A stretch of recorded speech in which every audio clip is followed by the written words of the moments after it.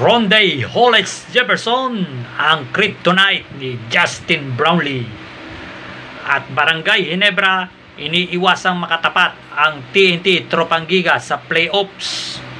Pero bago mga balitang yan, pakisubscribe naman po ang aking YouTube channel, Ronda Toda. Kung ang matinding kalaban ni Superman ay ang kryptonite, sa larangan naman ng basketball ay talagang matinding kalaban ni Justin Brownlee ay si RHJ.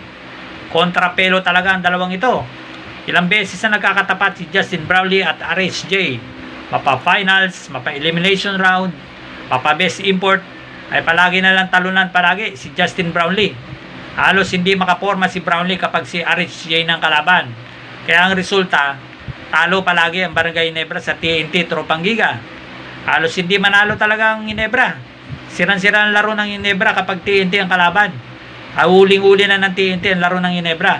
Kaya hirap na hirap si Brownlee kapag ang kalaban niyang import ay mga left-handed at NBA caliber pa, kagaya ni Ronday Hollis Jefferson na talagang super import. Halos nasasapawan si Brownlee kaya nasisira yung laro niya.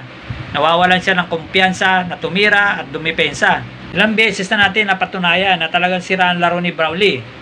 Nung nakaraang championship nila laban sa TNT Tropang Giga, halos na food poison pa nga si Brownlee. At talagang nanghina talaga, hindi na nakatapos ng laro at natalo ang Barangay Ginebra sa kamay ng TNT Tropang Giga. Naulit pa ito ng mga nakarang elimination round. At hanggang sa kasalukuyan ay talagang hindi manalo ang Barangay Ginebra. Kaya iniiwasan ng Barangay Ginebra ngayon na makatapat ang TNT Tropang Giga sa playoffs. Dahil minsan hindi pa nanalo ang Barangay Ginebra ngayon. Dahil ilang beses na nilalaglag ng TNT ang Ginebra. Kaya napakahirap kapag nakatapat nila ang TNT sa playoffs. Kaya possible na makakaharap ng Barangay Ginebra ngayon sa playoffs ay ang Meralco Bolts. Halos rival ang Barangay Ginebra at Meralco Bolts. Dahil ilang beses na sila nagkakatapat. Hindi rin manalo ang Meralco Bolts sa Barangay Ginebra. Kaya lang, kabaligtaran naman ang nangyari sa TNT Tropang Giga. Hindi manalo ang Ginebra sa TNT. Kaya yan ang iniiwasan ng Barangay Ginebra, ang makatapat ang bataan ni Coach Chat Reyes. Napakaganda na magiging playoffs ngayon. Magkakatapat ang mga mabibigat na team, ang malalakas na team. Maglalaban ang Northport Batang Pier at NLEX Road Warriors para sa twice to beat advantage.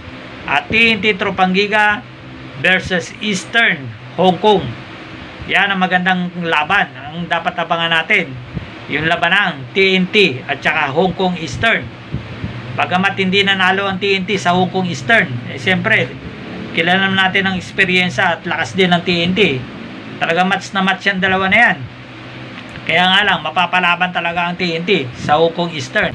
Tinalo na sila nung nakarang elimination round.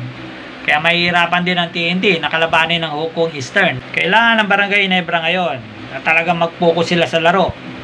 Halos kumpleto na rin ang Barangay Ginebra. Nakabalik na ang laro ni Jamie Malonzo. Nakuha na niya yung rhythm sa paglalaro at saka yung chemistry.